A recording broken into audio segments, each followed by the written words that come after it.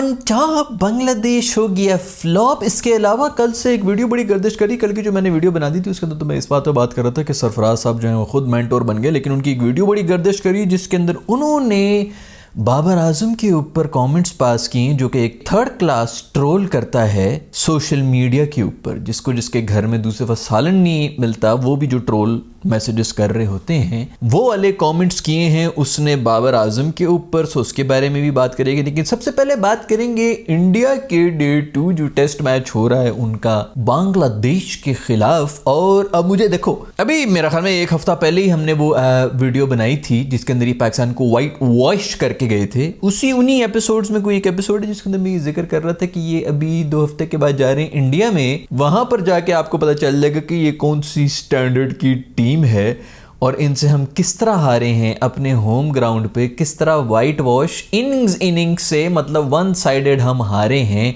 ये इंडिया में जाके आपको रियलाइज होगा जब इंडिया के साथ ये खेल रहे होंगे। मतलब कोई चांस ही नहीं है कहीं जिंदगी में। कल इनका चांस बना था पहले 2 सेशंस के अंदर, वो भी ओवरकास्ट कंडीशन ही थी जहां पर उन्होंने परफॉर्मेंस दे दी थी। उसके बाद से ऐसे लेटे हैं कि उठने का नाम नहीं ले रहे, भूमरी शूमरी ऐसे आउट कर रहे, सेलिब्रेट भी नहीं कर रहे कि यार अब हम क्या है, अच्छा थोड़ी लगता है इनके खिलाफ आप सेलिब्रेट करके। खैर इंडिया ने बता दिया। मुझे तो बांग्लादेश के लिए बुरा फील हो रहा है। इनफैक्ट पहले भी वीडियोज में मैं बात कर रहा था कि बांग्लादेश वाले बड़े खुश होंगे पाकिस्तान को वाइट वॉश करके यहाँ से जा रहे थे, बड़े चैंपियन बन रहे थे, लेकिन उनको क्या पता कि हमारी तो जो स्टैंडर्ड है इस वक्त, आप डोमेस्टिक उठा के देख लें। 3 साल हो गए ये वीडियोस बनाते हुए, उसके अंदर मैं यही बात कर रहा हूँ भाई कि ये आप उस वक्त भी डोमेस्टिक तो देखता था ना मैं, ये तो अभी टीवी के ऊपर आ रहे हैं तो लोगों को ज़रा इंटरेस्ट है कि चलो टीवी पे देख लें। आप ज़रा देख लेते पहले भी, पिछले 4 साल का डोमेस्टिक उठा के देखें, खुदा की कसम यही आपके टॉप के बेस्ट 11 प्लेयर्स होते हैं जो कि टीम के अंदर आते हैं। इक्का दुक्का की कोई, अभी देखो ना, हम शाहीन के ऊपर बात कर लें, हम शादाब के ऊपर बात कर लें, फहीम अशरफ के ऊपर बात कर लें, ये गंदी फॉर्म में थे। इस चीज़ का तो कभी कहा ही नहीं था कि शाहीन से बेहतर बॉलर बैठे हुए हैं पीछे। अभी भी शाहीन की फॉर्म इसमें डोमेस्टिक में भी नहीं आ रही, लेकिन वाकई इनसे बेहतर बॉलर, बेस्ट यही है हमारे पास बॉलर भाई गंदी फॉर्म में। बाबर ही बेस्ट बैटर है गंदी फॉर्म के अंदर। शादाब वगैरह ये आप इनको पीएसएल में देख लो ना यार, पीएसएल की जितनी वीडियोस हैं उसके अंदर मैं यही बात कर रहा हूँ कि भाई यही है आपकी क्रीम, यही है जो आ रही है। हम उस पाकिस्तान की हर गली गली में इतना टैलेंट है कि हम बता नहीं सकते। हमारे हुक्मरानों ने सब कुछ बेच दिया, वरना इस जमीन के अंदर जितनी करोड़ों डॉलर्स की मादनियात, पेट्रोल, यूरेनियम, सोडियम, सोना, चांदी, मैं कहता हूं क्या कुछ नहीं है, ये तो हमारे हुक्मरान खा गए। नहीं तो हम में इतना टैलेंट है। पूरी दुनिया के ईसाई और यहूदी ये कहते हैं कि अगर पाकिस्तानी मुसलमान जाग गया ना तो हमारी सारी गेम जो है पलट देंगे। ये चीज़ें हमें लगता है कि हमारे जागने से उलट जाएंगी। आप बाहर जाएं, मैं कहता हूँ ज़रा एक दफ़ा ना बाहर, ये एक मास्टर्स के लिए चले जाते हैं ना, या फिर वो अक्सर मैंने तो देखा है कि 3 महीने के लिए भी, 3 महीने भी खैर ज़्यादा है, 3 हफ्ते के लिए भी जाते हैं तो एक्सेंट बना देते हैं, या वेकेशंस पे वैसे भी बंदा दूसरी मूड में होता है, ज़रा जाके गुड यार कम से कम भी ना 4 साल गोरों के बीच में ज़रा रह के देखो। तुम्हें एक तो गोरों का वैसे ही झाका भी खुल जाएगा, उसके बाद आपको वैसे भी जो है ना हम कहाँ पर स्टैंड करते हैं। और ये जो एक मेंढकों का कुआं है जिसके अंदर हम बैठे हुए हैं और एक दूसरे को देख रहे हैं और अपनी अपनी जो हम वो बातें कर रहे हैं, वो सारा इंसान का ना वेकअप कॉल मिल जाता है, दिमाग खुल जाता है कि ओ अच्छा रियलिटी तो कुछ और है, हम तो कुछ और ही समझ रहे थे। माशरती अलूम में तो हमने देखे हम दुनिया की सबसे अजीम कौम समझ के हम बैठे हुए थे। तो खैर उसको छोड़ो, अभी बात करते हैं इंडिया और बांग्लादेश की। आकाशदीप नामी कोई बंदा आ गया, मैं समझा अर्शदीप है, वो आकाशदीप आ गया। क्या कोई 2 बॉलें हैट्रिक करा रहा था बॉय, खूबसूरत ऐसी कोई बॉलें इन स्विंगर उसने मारे हैं। 2 बैटर्स बेचारों का भी कोई कसूर नहीं है, बोल्ड हो रहे हैं, बुरी हालत हुई हुई है। खड़े नहीं होने दिया मेरे दोस्त बांग्लादेशियों को बिल्कुल। पहले तो उनके पेसर्स ने पकड़े रखा, उसके बाद आके फिर जो है स्पिनर भी उनके पकड़ रहे थे, जद्दू मद्दू ये सब है, वो भी विकेटें लेके जा रहे थे, लेकिन खड़े नहीं होने दिया है इंडियन टीम ने। अभी कोई वो क्या 150 रन के ऊपर आउट किए इन्हें, दोबारा बैटिंग कर रहे हैं, पता नहीं क्या कितनी लीड लेनी है यार को, पता नहीं 200-300 की लीड पहले से हुई हुई है। और कितना इनको तुम लोगों ने, मैं तो कहता हूँ खेल लो भाई। अगली जो आगे बार तुम्हारा जो इंडिया का इस वक्त टूर्नामेंट आ रहा है ना, आगे जो ऑस्ट्रेलिया वाला आ रहा है, रेड बॉल कम खेल रहे हो वटेवर, 2 दिन बैटिंग करो दोस्त, सारी टीम को खिलाओ, सबसे जो है वो उनका थोड़ा झाका खुले, बैटिंग शैटिंग करें।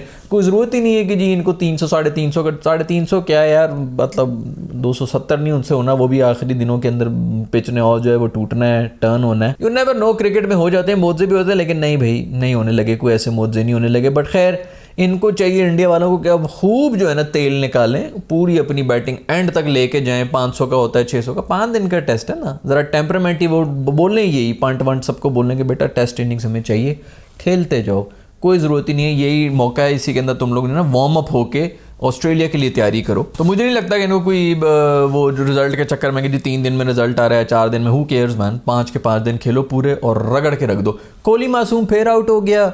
मेरे जो वहाँ से जो कोहली के नाजायज़ औलादें इधर उधर तो चलो जो भी है वो अपने हीरो को जिस तरह भी सेलिब्रेट करें, यहाँ पर बहुत ज़्यादा जो है वो बाबर फेल होता है तो कोहली वाले जो है सारे निकल आते हैं कि कोहली ये है तो कोहली वो है। भाई कोई कंपैरिजन ही नहीं है दोनों का। आप अपनी किसी की फेलियर को क्यों आप जो है वो सेलिब्रेट कर रहे हैं, मुझे तो ये समझ नहीं आती। खैर वो जो फेलियर सेलिब्रेट करते हैं बाबर का, क्या अब वो कोहली की भी फेलियर को सेलिब्रेट कर रहे हो कि दोनों इनिंग्स में वो नहीं चला? लेकिन नहीं, सारी बोलती बंद होनी है उनकी, क्योंकि किराए के टट्टू हैं, पता उन्हें है कि भाई कितनी बड़ी मार्केट है इंडिया, कहाँ से ज़्यादा व्यूज़ आने हैं ऑल दैट। उनको खुश करने के लिए बाबर को गालियाँ दो ताकि वहाँ से जो है व्यूज़ आते रहें और हम हिट होते जाएँ। ये जो इस किस्म की हरकतें करके तुम जो 1400-1500 डॉलर कमा लेते हो ना, अल्लाह की कसम ये हराम है। ये आज मैं तुझे कह रहा हूँ भाई, वो बड़े खुशी से कर रहे हो ना, फिर उसके बाद औलाद कोई दिन दिखा देती है, कोई हादसा हो जाता है, कुछ होता है, फिर कहते हैं हमने किसी का क्या बिगाड़ा। ये हराम कमाई है जो तुम कमा रहे हो। तुम्हें भी पता है भाई कि तुम किस लिए पर्सनल हुए हुए, और एक मतलब तनकीद होती है ना, वो पता चल जाता है कि अच्छा मैच के ऊपर तनकीद हो रही है, गेम के ऊपर हो रही है, कि एक पर्सनल खुन्नस निकल रही है। इस वक्त तो यूट्यूब की गेम है तो जिसके व्यूज़ आ रहे हैं, पैसे उसने बस बनाने, पर्सनल खुन्नस निकाल रहे होते हैं। और ये सब चीज़ें ना बेटा वापस भी आएंगी। आपको लग रहा है कि आप बड़े जो है इधर से बचत के निकल लेंगे, लोगों को समझ नहीं आता। लोगों को आए ना आए भाई, हिसाब किताब कुछ और चल रहा होता है। जब आप इस तरह की किसी के ऊपर ज़बरदस्ती का कीचड़ फेंकेंगे ना बेटा, सारी छींटें वापस मुंह के ऊपर आनी है। टाइम बता देते हैं, 10-10 साल के बाद कोई नहीं पूछता ना कि वो 10 साल के बाद किधर है। 10 साल के बाद वो जिस मेंटल हॉस्पिटल में कोने में बैठे हुए होते हैं ना, कोई इस किस्म की बीमारियां लेके बैठे होते हैं, उसका कोई हिसाब ही नहीं लगाता। अभी जो उड़ रहा है उसके बड़े बड़े खुश हो, यार भाड़ में जाओ यार। सुना है कि कोहली बेचारा जो है वो उसका इनसाइड एज था, रिव्यू ही नहीं लिया। इधर हमारे जो हैं वो प्लम आउट हुए हुए होते हैं और वो ऐसे रिव्यू ले रहे होते हैं कि ऐसा कोई बॉलर पैदा ही नहीं हुआ जो हमारी विकेट ले सके। उसने पता नहीं क्यों रिव्यू नहीं लिया, अजीब ही कोई हरकत की है जी। कोहली ने भी खैर अपनी विकेट दे दी, शर्मा भी चला गया। मैं तो इन्हीं के लिए बैठा हुआ था कि शर्मा और कोहली की इनिंग्स देखूंगा, ज़रा खुल के पेलते, कोई पुल शुल भी लगते, मज़ा आता है। वो खैर अभी भी पंट है। दूसरी तरफ गिल्ली, मेरा बिल्ली दोस्त जो है वो भी खड़ा हुआ है इस वक्त। ठीक है जी, मारो, खुल छुल के खेलो अपने फुल। मतलब जो टेस्ट के मज़े हैं उनको लेने चाहिए इस वक्त। बॉलिंग डिसेंट करा रहे हैं, लेकिन जो बॉलिंग इंडिया ने कराई है उसके मुकाबले की तो नहीं हो रही है। और इंडिया 2 दिन के अंदर ही मैच ख़त्म करके साइड पे चला गया। एक सेशन उन्होंने इतना अच्छा जीता था, फिर भी ये होती है बड़ी टीम की, यूं टर्न अराउंड करके इंडिया ने वो साइड पे किया। अब बात करेंगे मेरे दोस्त सरफू के बारे में। मैंने कल की वीडियो में बात की थी, उस वक्त ये वीडियो वो मैंने मैच के बीच में ही बना दी थी। मेरे ख्याल में उस वक्त ताज़ी सेंचुरी मारी थी उसने, बाबर ने, तो पूरा मैच जो है वो एंड भी नहीं उस वक्त हुआ था। और उस वक्त मैंने बोल दिया था कि बहुत स्कोर है और ये रो वट एवर। सरफू के ऊपर मैं इस बात पर बात कर रहा था कि तेरा काम है, तू इस टीम में से जो है कोई दो यंग बंदे हर टीम से भी निकल के आ जाएं, तेरा काम ये था। तू खुद घुस के बीच में जो है वो कीपिंग भी कर रहा है और बैटिंग भी तूने स्पॉट लिया हुआ है। पहले तो तू हुआ है बुरी तरह से एक्सपोज। एक एक्सप्रेस बॉलर है सिर्फ एक पूरे डोमेस्टिक सर्कल में, उसके सामने भी तुझे जो है तेरी किडनी का पत्थर निकल गया, इतनी जोर की तेरी धुन्नी के ऊपर बॉल लगी है और तू बोल्ड हुआ है। वहाँ पे भी तू एक्सपोज हुआ है। तूने खुद जो बीच में आके कब जिताना है, ये कब जीतने का नहीं हो रहा भाई, इसको कुछ जाके ये बताए ये कब का नहीं है, इसके अंदर से आपने 4 प्लेयर ढूंढने। खैर ये जनाब की पहले वीडियो देख लेंगे बाबर के बारे में क्या कह रहे हैं।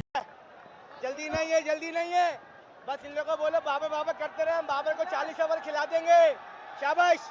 बाकी सारे आउट हो जाएंगे, बॉयज कम ऑन लेट्स। कल्लो हम 40 ओवर खिला देंगे, मतलब 40 ओवर। इसको वही जो थर्ड क्लास ट्रोल्स की हरकतें हैं, इंटरनेट के ऊपर बैठे हुए कंप्यूटर के पीछे छुप के जो बातें कर रहे होते हैं, ये हमारी प्लेइंग 11 के हैं। वो भी पिछली उसके अंदर शदाब जो है वो रिजवान के ऊपर ये कर रहे थे कि इसको आउट नहीं करना, इसको रखना है, हम जो है जीत जाएंगे अगर ये बैटिंग के ऊपर ही रहा। अभी ये बाबर के बारे में बात हो रही है। ये सब चीज़ें जो अंदर की जो गंदगी है ना, ये इस तरह फिल्टर होकर बाहर निकल जाती है, कभी कभी इंसान के कंट्रोल में ही नहीं रहती। जो मुंह के ऊपर बड़े बन जाते हैं ना कि नहीं हम तो बड़े अखलाक के अच्छे हैं और जो बड़ी बातें कर रहे होते हैं, ये गंदगी अपनी ना इस तरह बाहर आ जाती है, आपको पता भी नहीं चलता। बाद में मेरे हमें को मशवरे भी दे रहा था कि बाहर निकल के ना खेलो, बाबर के बाहर निकल के ना खेलो। उसने भी सेंचुरी मारी है, मुंह पे जूता। वैसे तो जो पड़ा है पूरी की पूरी टीम इनकी 97 के ऊपर आउट हुई है, जो उसका कह रहे थे कि जी ये 40 ओवर खिला लेंगे और फिर उसके बाद जो है ये हम जो है मैच भी जीत जाएंगे।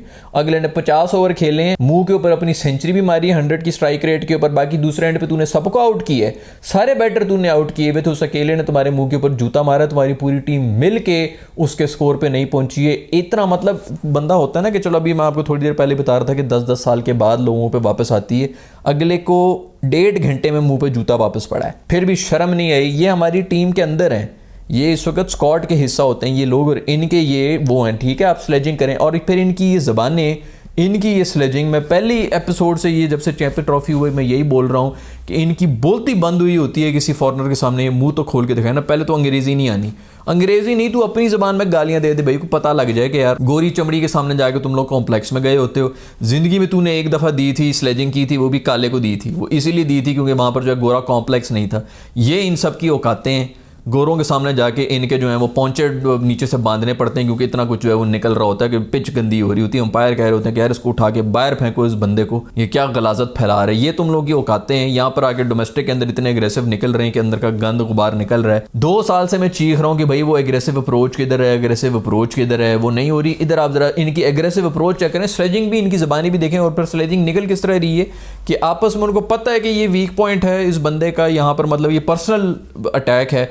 पर्सनल अटैक के ऊपर ये इस वक्त आए हुए हैं कि जो सारे के सारे इन पे तनकीद ही करते हैं स्ट्राइक रेट की, तो वहीं पे मारो, ईगो पे हर्ट कर रहे हैं। खैर इसी तरह यार ठीक है, ये बुरे वक्त में जो ना अक्सर लोग जो है वो कहते हैं बुरा वक्त क्यों आता है। बुरा वक्त इसीलिए आता है कि आपको ना आपके एक्सपोज करके लोग जो ना फिल्टर होकर सामने आ जाते हैं। तो ये बाबर के ऊपर जो भी वक्त चल रहा है ना उसको सारा का सारा फिल्टर हो गया। और मैंने आपको पहले भी प्रिडिक्ट किया हुआ है कि इसने कहना है आज से 2-3 साल के बाद कि जी मेरी कंपनी और मैं जिन पे भरोसा करता था और ये वटेवर, इसको सब जो है ये भी बोलेगा भी, इसको सब जो है वही दिखाया जा रहा है कि एक बेटा कौन आपके साथ है और कौन आपके साथ नहीं है। और अच्छे वक्त में सब भी जो है आपके साथ होते हैं, बुरे वक्त में फिर किस तरह लोग आपके खिलाफ ही जो है वो खंजर घोंप रहे होते हैं ऑल दैट। तो खैर नहायत घटिया हरकत है सरफराज भाई, आपसे खुदा की कसम मुझे ये उम्मीद नहीं थी। टाइम एंड टाइम मैं कब आपको सपोर्ट भी कर रहा होता हूँ कि यार चलो एज अ बैटर ही खिला दो, मिडिल ऑर्डर के अंदर कोई जगह बगह नहीं है।